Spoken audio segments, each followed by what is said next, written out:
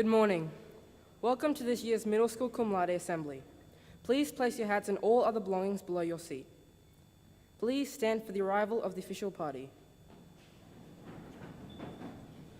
Today we'll be singing the national anthem.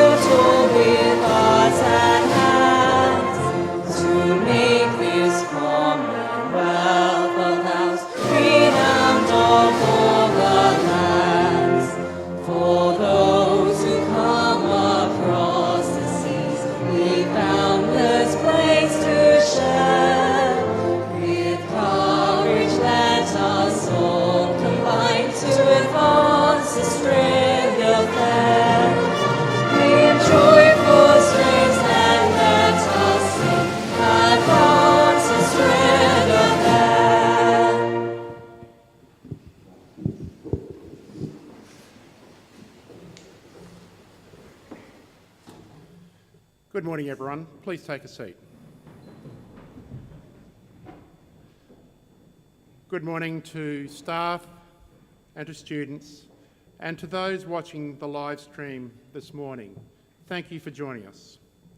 Welcome to the school's 23rd Annual Cum Laude Assembly. I would like to make a very special welcome to our guest speaker this morning, past grammarian from 2006, Dr. Hilton Bristow. In his final year at Townsville Grammar School, Dr. Bristow was captain of the school as well as Ducks. Dr. Bristow will be welcomed more formally in a few moments, but I would like to thank him for being with us here today, and I am very much looking forward to his presentation. Please join with me in welcoming Dr. Bristow to the school.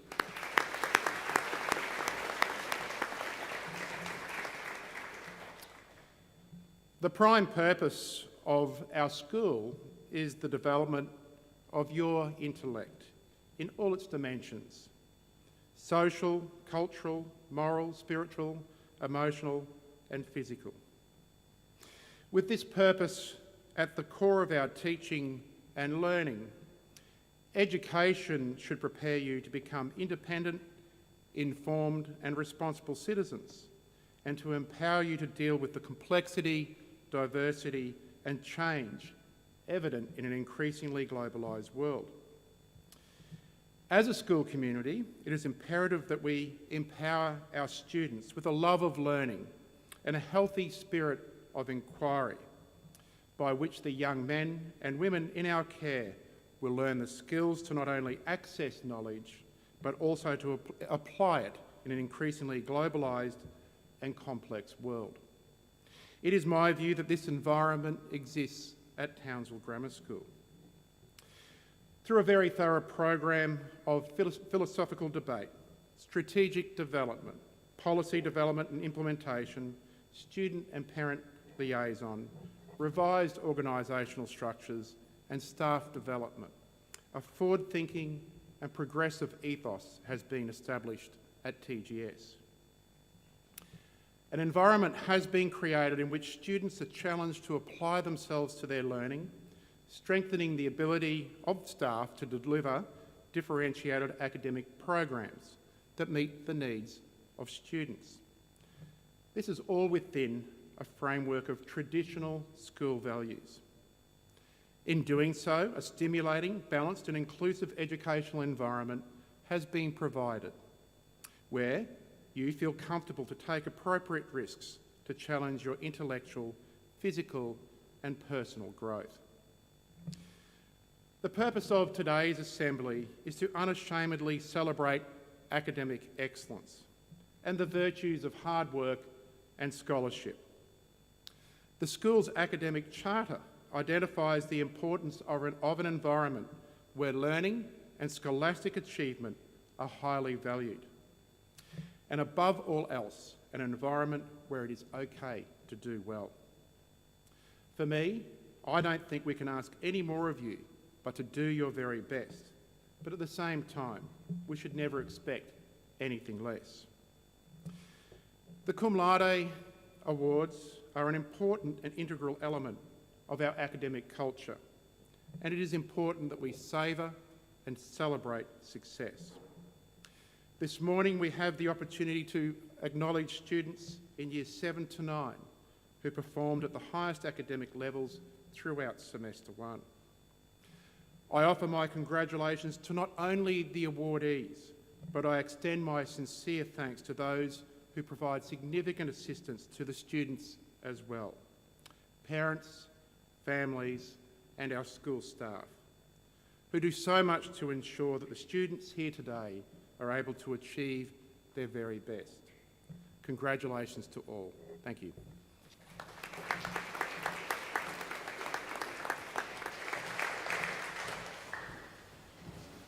I'd like to welcome our guest speaker for this year's Middle School Cum Laude Assembly.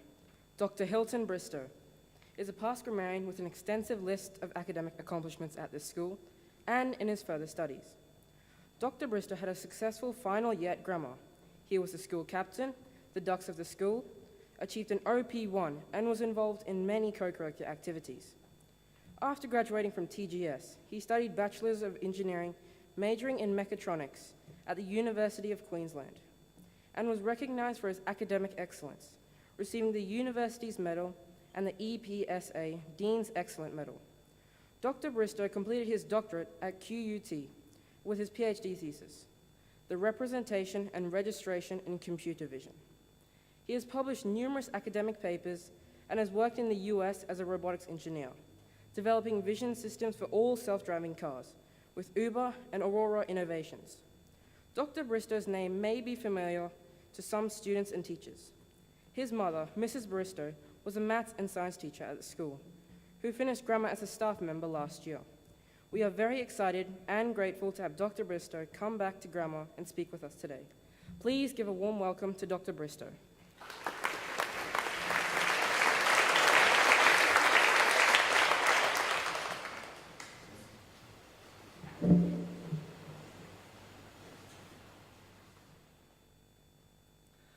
In the waning days of 1885, the engineer and inventor Carl Benz gave the first public demonstration of the automobile. The demonstration abruptly ended when he crashed into a wall. Since then, human drivers have been inexplicably linked to accidents and fatalities on our roads. Distracted driving has also affected me personally. I am an avid cyclist, and in the last several years, I've been hit by a car 3 times. Perhaps I'm just a bad cyclist, but it has become my passion to understand how to make driving a safer experience for everyone. Solving this problem is something that I think is valuable. I now work at a company that is trying to reimagine what cars look like without a driver. And today, I want to give you a vignette into the world of self-driving cars and the journey that led me from Townsville to the United States and ultimately back again. Let's start by rewinding the clock a little. When I was at high school, I didn't take any IT classes. In fact, programming as I know it wasn't really even offered. I had a strong passion for solving problems and understanding how things worked, but with no real idea of where that would take me. In 2007, one of the biggest robotics challenges took place, the DARPA Urban Challenge. It involved this car navigating a 96-kilometer urban course while obeying the road rules in under 6 hours, all with no one behind the wheel. This was the first time it was really demonstrated that autonomous vehicles might be on the horizon. This happened the year after I graduated high school. The industry I would later enter was not only in its infancy, it was entirely experimental. That same year I graduated, I started a degree in robotics at the University of Queensland. There, I was exposed to people and ideas that resonated with me, but also challenged me to think about the way I viewed the world. After my degree, I decided to pursue a PhD in computer vision. I spent my final year at Carnegie Mellon University in the United States, the same university that won that Urban Challenge. Upon graduating, I applied for a job working on self-driving cars and ended up staying in the US. Developing self-driving cars has given me pause to reflect on my own way of making decisions. People move through and interact with the world in such a natural and fluid way that it's easy to forget how complex even simple tasks can be. But when I sit down at my computer to program a machine to learn the same tasks, I'm all of a sudden faced with the very real complexity and beauty of the world. Programming embraces many skills. Programming has syntax and grammar like English, requires logic like maths, data gathering and modeling like science. But most of all, programming is a creative art. You get to imagine and build the world you want. You can throw away the physics of this one and create your own. You can construct palaces through code and bring alive in the world of bits and bytes any narrative you can conceive. But in the case of robotics and self-driving cars, you also get to shape and move things in the real world. And so now I want to give you a glimpse of how our cars see the world and make decisions. Hold on to your hats, because this is going to be the world's fastest introduction to self-driving cars. We start with the car. Where are we? What's around us? In order to do anything, we first have to open our eyes and see the world around us. We use an array of sensors, from cameras to radars that can measure the speed of other things, and exotic lidars that generate 3D views of our surroundings. Next, we build models of the static world: sidewalks, crosswalks, bicycle and vehicle lanes. We also memorize the rules of the road. And fun fact, this is all in America, where everything is back to front. So you'll have to think extra hard about what happens next. Okay, so we're at an intersection, and we're in a lane that turns left. But are we allowed to turn left right now? To understand that, we have to learn to perceive the world. You might see in these images a bunch of cars, but our sensors just see pixels and dots. By painstakingly labeling the data we collect, we slowly teach our cars to see the world like you and I do, taking these pixels and dots and turning them into people, cars, and traffic lights. Finally, we need to understand how the goals of other cars conflict with our own. What if someone runs a red light? In fact, you'll see in a moment someone who's running particularly late for a meeting. This is what we call forecasting and planning, predicting what could happen in the future and plotting a safe passage through a haze of uncertainty. And then we make a decision to either stay still or press the accelerator. And we do this 10 times per second, watching the world unfurl around us and adapting our plans accordingly.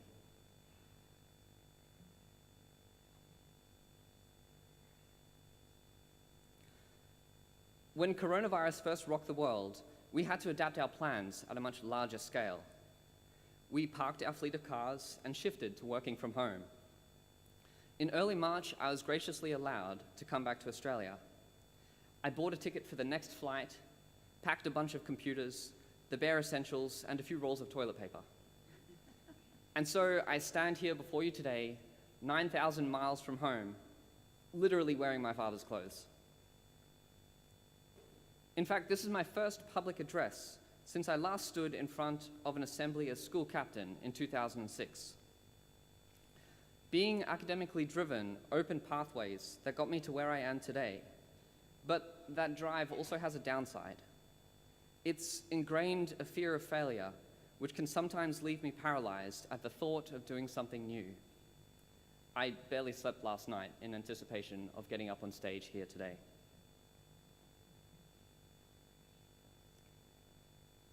But fear cannot define you. You have to look for your life.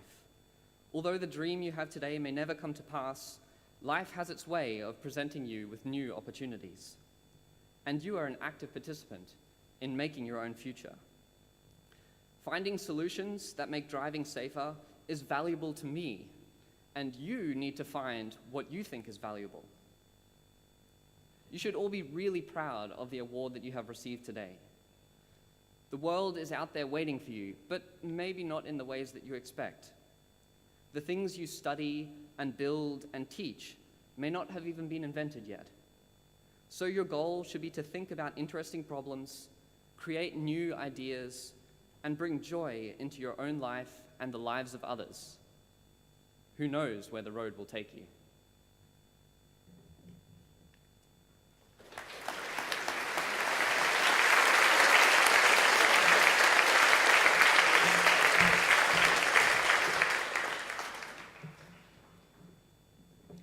Good morning, Mr. Kelly, very special guest, Dr. Hilton Bristow, colleagues, parents, cum laude award winners and students. 2020 has been a difficult year of study for all students worldwide, so I'm delighted to see so many students continuing to perform at the highest level in their academic studies at our school. Staying focused, setting high standards, working consistently and with perseverance were all attributes that the award winners were able to achieve during this challenging time. I congratulate you all on your outstanding effort. I'll be announcing the award winners in each year level and ask that you hold your applause until all the students are assembled at the front of the stage. Year 7 Cum Laude Award winners. Abdullah Alit Mum. Audrey Barge. Oliver Bowen. Harry Monday. Jackson Humphrey. Ruby Ironside. Lucy Jackson. Sophie Lane. Jackie Moon. Quincy O'Leary. Solomon Lyon. Miles Siegel.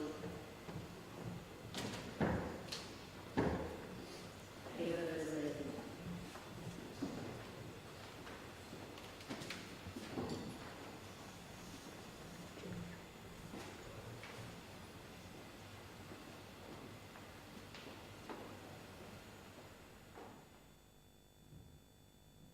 Please congratulate the Year 7 Cum Laude Award winners.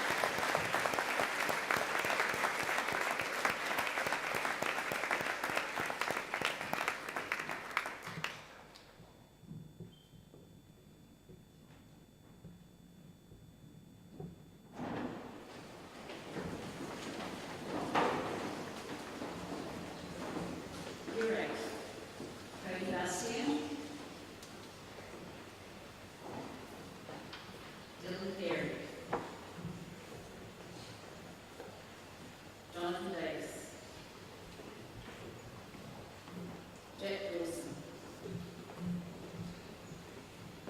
Luke Ferguson. Caitlin Montague. Nina Jerome. Ricky Lane. Jackson Laude.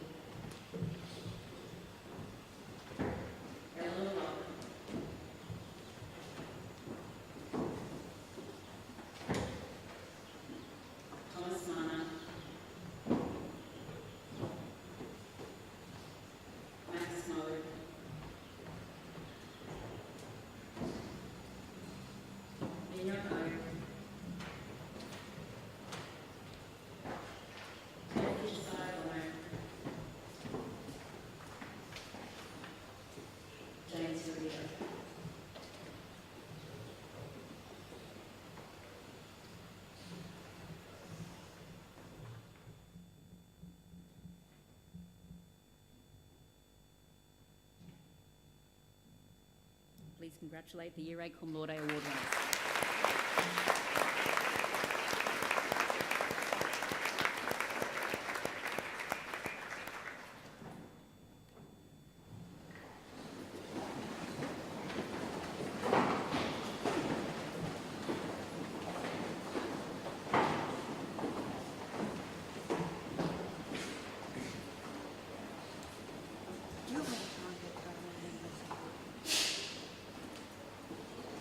Year 9, Reg Alcott,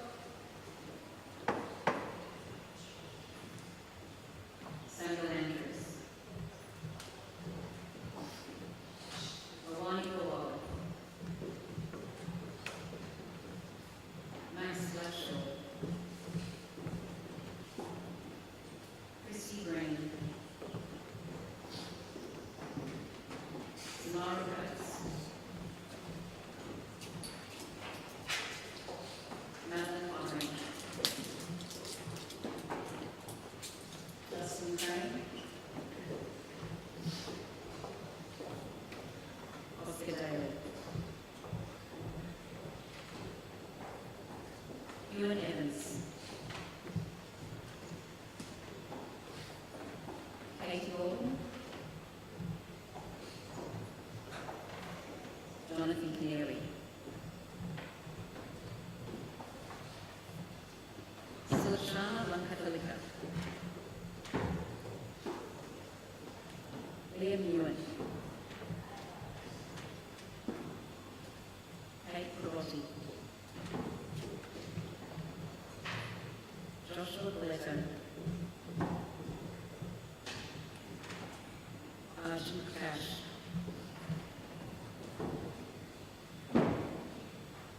Gabriel Reedy,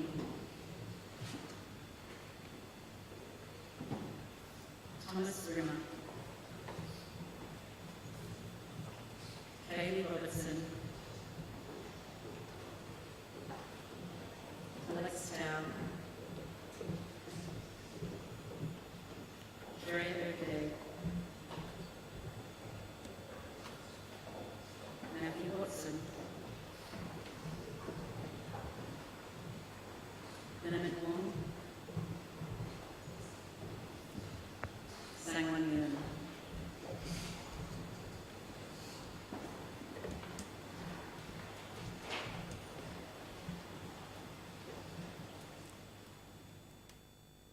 Could you please congratulate our Year 9 Cum Laude Award winners?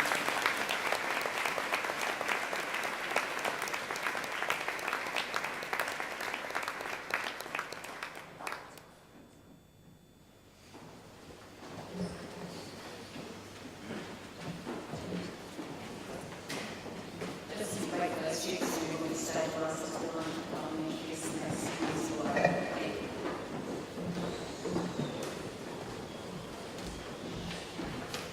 Thank you, Dr. Moores. Good morning, Mr. Kelly, special guest Dr. Bristow, members of the grammar community, remembering those here present in our midst and those participating in this assembly via the live streaming option this morning. During the time when the school wasn't able to operate the students at the school due to the COVID-19 pandemic, we missed our opportunity for a little while for rehearsing ensembles. So I'm actually delighted that we've been able to resurrect our program of music so quickly, and I'm very proud of the work the students have done in preparing for our performance this morning. The work that has been prepared is by the Czech composer Antonín Dvořák. Dvořák was a member of a group of composers who were interested in the national music of their own country or region. The country we now know as the Czech Republic in Dvořák's time was ruled by the Emperor of Austria. So the idea of what was his national music, the Bohemian music as he called it, the music of the Czech people, had been rather suppressed by the music of Germany and Austria and their other neighbours. and he was one of those composers who championed the folk music of his own people. In addition to being a composer, Dvorak was very, very interested in technology. So I'm interested in the link with Dr. Bristow's address on the self-driving car and development of that. Dvorak was interested in trains. In fact, he said he would rather have invented the locomotive than compose his fabulous New World Symphony. He loved the technology of steam and how heat could become motion. He studied physics to learn more about trains.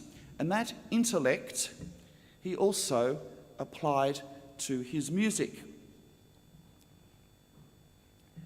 The work that the orchestra has prepared for this morning is from a suite of what are called Slavonic dances. Slavonic pertains to the Slavonic people, the Slavic peoples of Middle and Eastern Europe. And this particular work is a dance in the style of those of his traditional music. And I'm pretty good at padding, but am I waiting for some more students? That's good news for you. I won't talk for very much longer at all. To perform Slavonic dance by Antonin Dvorak, would you please welcome Grammar Symphony Orchestra, who will now stand so that you can give them a wonderful welcome. Please welcome Grammar Symphony Orchestra.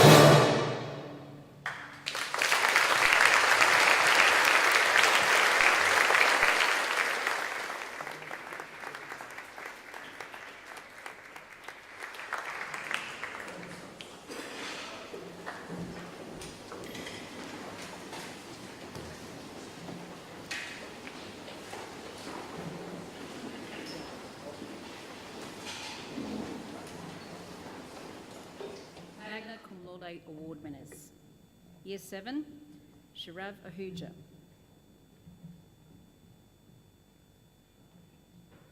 Rohan Hasratswala. And a solo of the Zoom.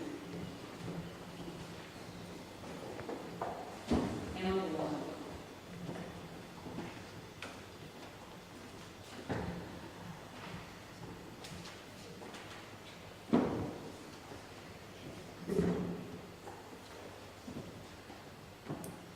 Please congratulate our magna cum laude winners.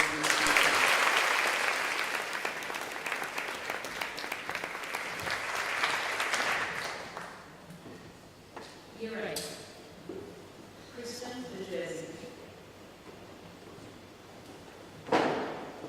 David Gray. Bodie Johnston. Angus Richardson.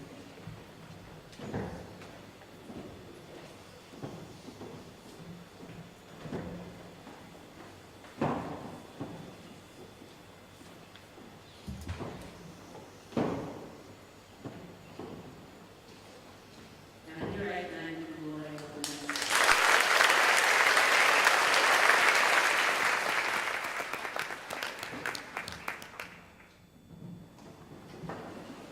Year 9, Ryan Laude. Nash Vitan. Victoria Isaac. Alexander Lane. Mia McKinnon. David Legion. Max Parsons.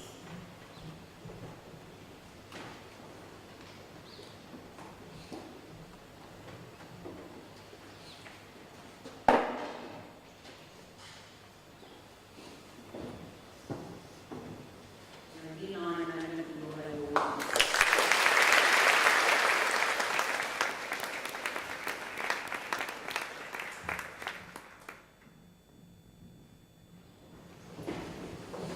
Maxima cum laude award winners in year 7. Olivia Arnoldi. Matilda Arnold. Sally Ball. Oscar Cagnato. Matilda Costello. Jenna Curtis. Maria Gerwin. Isha Melvin. Sarah Marshall. Rudy Menzies.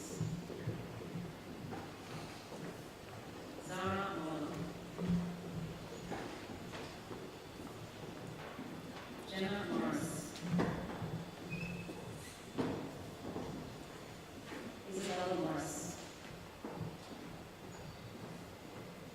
Rohan Malate. Arjun Neelan. Katika Gandhi. Aurelie Ganesh. Anjali Ram.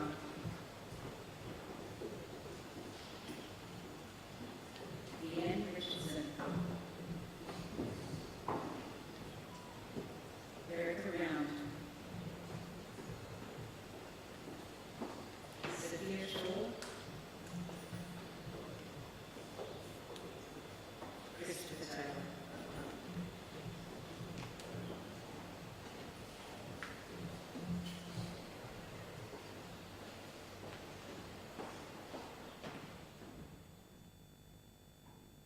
Our Year 7 Maxima Cum Laude Award winners.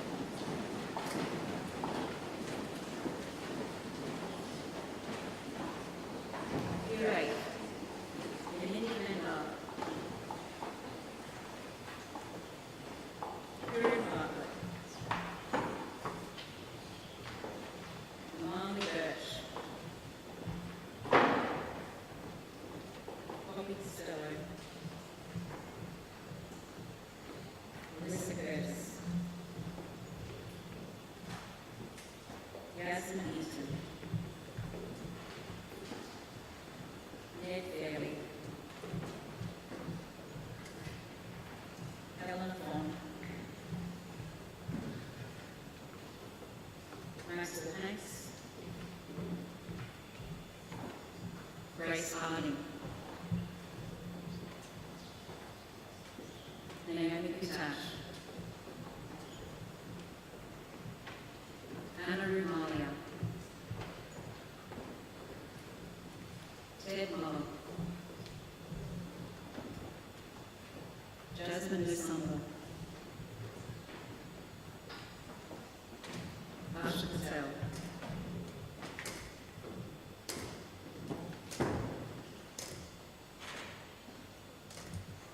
Carissa Russelum,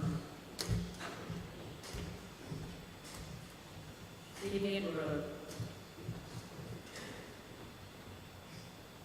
Kate Rose,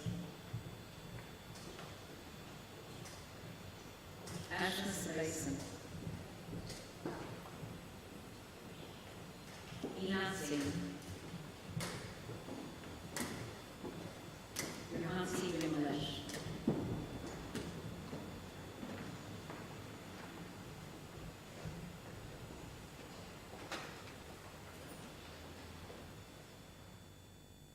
please congratulate our Year 9 Maxima Cum Laude winners.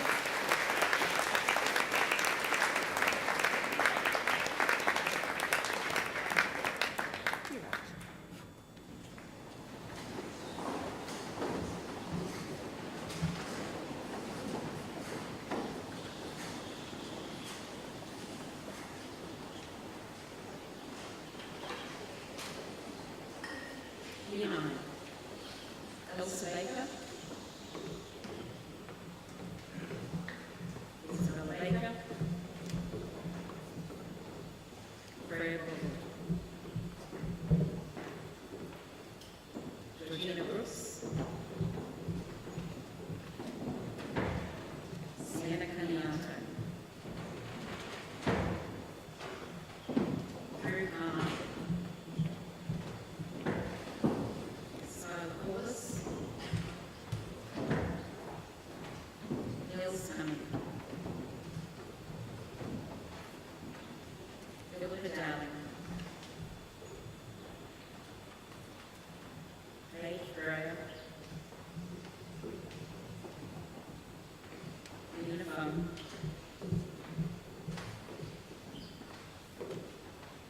Ryan Hayes, Sashi Hira, Mia Humphrey, Eliza Jacob, Ria Joshi, Bonnie Parker-Kayan, Tara Kelly, Arthur Muller, Sabia Now, Pip Negri, Audrey Richardson Hills, Ian Seal,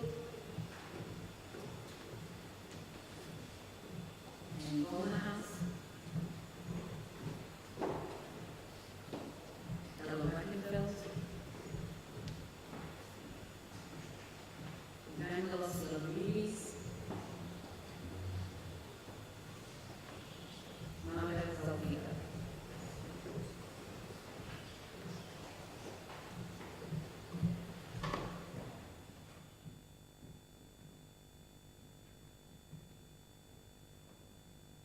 Our Year 9 Maxima Cum Laude Award winners.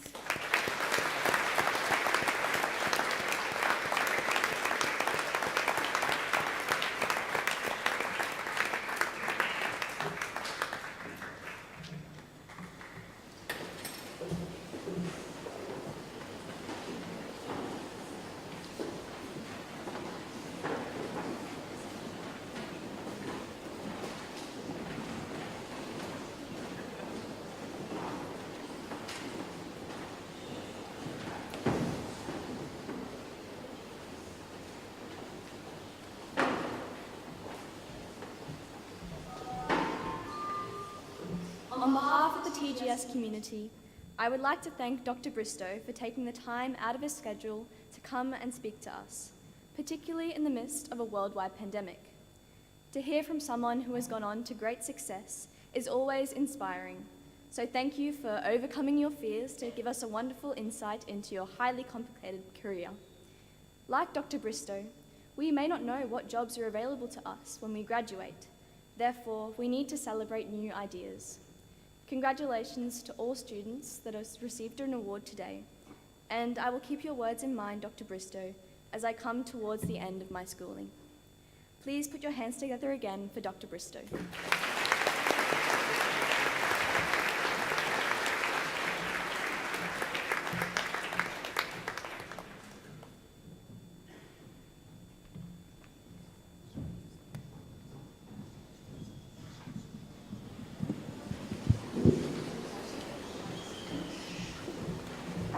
Please stand for the school song.